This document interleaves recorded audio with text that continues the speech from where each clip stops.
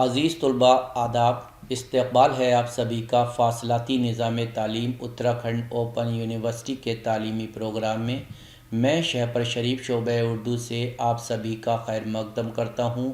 امید کرتا ہوں کہ آپ سب خیر و عافیت سے ہوں گے اور خوش و خرم زندگی گزار رہے ہوں گے۔ اتراکھنڈ اوپن یونیورسٹی کے اس تعلیمی پروگرام کے ذریعے معاشرے سے وابستہ مسائل پر توجہ دلانے کے ساتھ ساتھ یونیورسٹی کے طلباء کے لیے مفید پروگرام لائے جاتے ہیں تاکہ ان کی معلومات اور علم میں اضافہ ہو سکے اور وہ اپنے نام کے ساتھ اتراکھنڈ اوپن یونیورسٹی کے نام کو بھی روشن کر سکیں۔ اردو ادب کے نثری سرمایہ میں متعدد خطوط نگاروں کے خطوط کے مجموعے قابل قدر اضافہ ہیں۔ دراصل خطوط ایسا آئینہ ہوتے ہیں جن میں خطوط نگار کے ذہنی میلانات کے ساتھ ساتھ اس عہد کے معاشرتی و سیاسی رجحانات و حالات، ادبی صورتحال اور دیگر مسائل کی جھلک صاف طور پر نظر آتی ہے۔ خطوط لکھنا ضرورت بھی ہے اور شوق بھی ہے، مگر دور حاضر میں خطوط نگاری کا ذوق رفتہ رفتہ کم ہوتا جا رہا ہے۔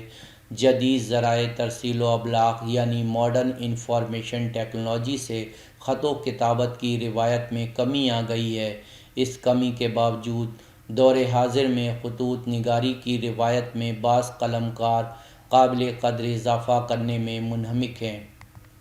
رجب علی بیگ سرور، مرزا غالب، غلام غوث بے خبر، سر سید احمد خان، شبلی نعمانی، خواجہ الطاف حسین حالی، اکبر الہ آبادی، مہدی افادی، مولوی عبدالحق، علامہ اقبال، عبدالماجد دریابادی، مولانا محمد علی جوہر، مولانا ابوالکلام آزاد، رشید احمد صدیقی، سعادت حسن منٹو، پطرس بخاری وغیرہ کا شمار اردو کے اہم اور منفرد خطوط نگاروں میں کیا جاتا ہے۔ ادبا، شعراء اور دانشوروں کے خطوط کے ذریعے ایسی معلومات بھی فراہم ہو جاتی ہے جنہیں کسی اور ذرائع سے حاصل نہیں کیا جا سکتا۔ یہی وجہ ہے کہ اردو کے خطوط نگاروں کی خطوط نگاری کا مطالعہ ناگزیر ہے۔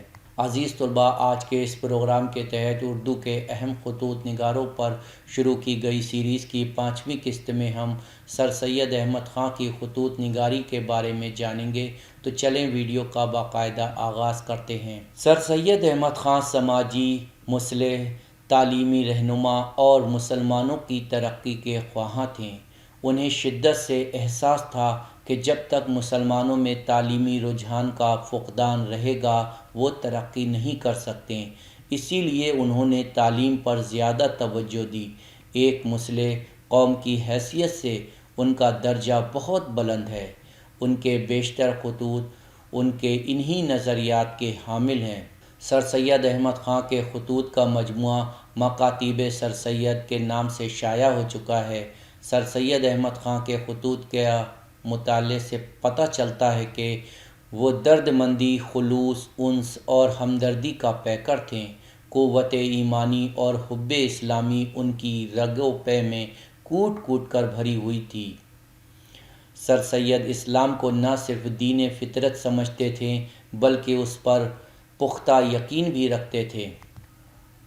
سر سید احمد خان نے متعدد خطوط کے ذریعے مذہب اسلام کو دین و عقل اور فطرت کا مذہب ثابت کرنے کی بھرپور کوشش کی ہے، جس کے ثبوت میں مولوی محمد حسین آزاد کو لکھے گئے ان کے ایک خط کی یہ سطور کافی ہیں۔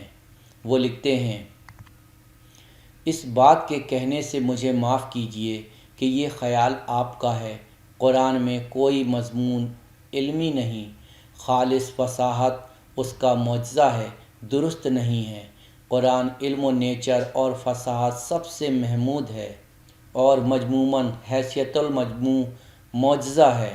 مسلمانوں کے لیے کالج قائم کرنے سے پہلے سر سید احمد خان نے انگلستان کا سفر اس لیے کیا تھا کہ وہ وہاں کے نظام تعلیم و تربیت کا خود مطالعہ کر سکیں۔ اس کے علاوہ وہ برٹش میوزیم اور انڈیا آفس کے کتب خانوں میں مخزون ان کتابوں کا بھی مطالعہ کرنا چاہتے تھے جو سر ولیم میور کی کتاب لائف آف محمد کا جواب لکھنے میں معاون ثابت ہو سکتی تھی۔ سر ولیم میور نے اپنی تصنیف میں حضرت صلی اللہ علیہ وسلم اور مذہب اسلام پر اتہام و الزام لگائے ہیں۔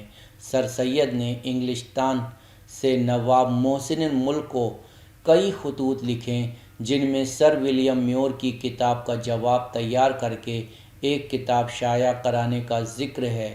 وہ 20 اگست 1869 عیسوی کے ایک خط میں لکھتے ہیں: ان دنوں ذرا میرے دل کو سوزش ہے۔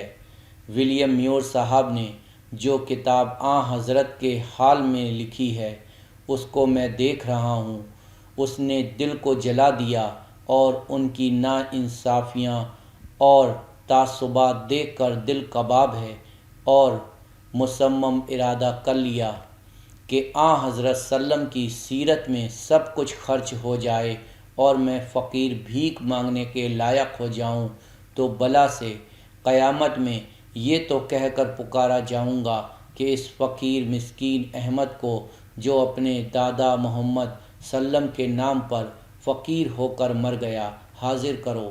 قیام لندن کے دوران سر سید احمد خان نے انگریز مصنفوں جان ڈیون پورٹ کی کتاب اپولوجی فار محمد اینڈ قرآن اور ہینگس کی کتاب گاڈ فری دیکھیں، جو مذہب اسلام کی حمایت میں لکھی گئی تھی۔ وہ ان کتابوں کی اشاعت کے حد درجہ خواہاں تھے۔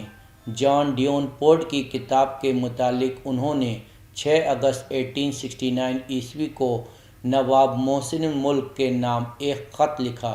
ایک انگریز نے، جس کا نام مسٹر جان ڈیون پورٹ ہے، حمایت مذہب اسلام میں ایک عجیب و غریب کتاب لکھی ہے۔ جناب پیغمبر خدا سلم کا حال لکھا ہے، اور جس قدر اتہام و الزام انگریزوں نے حضرت سلم پر اور مذہب اسلام پر لگائے ہیں ان کا جواب دیا ہے۔ چونکہ یہ کتاب بالکل انگریزوں کے مخالف تھی، اس کا چھاپا جانا اور فروخت ہونا مشکل تھا۔ میں نے کل لاگت چھاپے کی دینی قبول کی اور احباب سے 50 روپے اس کی لاگت ادا کرنے کو طلب کیے تھے۔ اگر وہ خط نہ پہنچا ہو تو اب فی الفور 50 روپے بھیج دو۔ وہ کتاب تیار ہو گئی، چھپ چکی، آئندہ میل میں روانہ کروں گا۔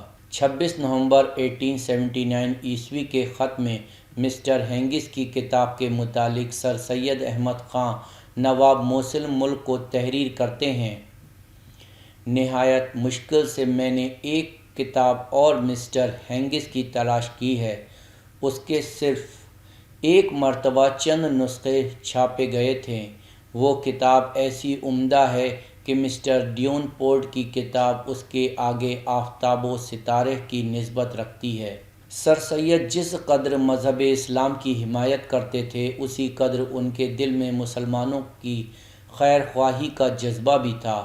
انہوں نے مسلمانوں اور بالخصوص ہندوستانی مسلمانوں کی بہتری اور بھلائی کے لیے اپنی پوری زندگی وقف کر دی تھی۔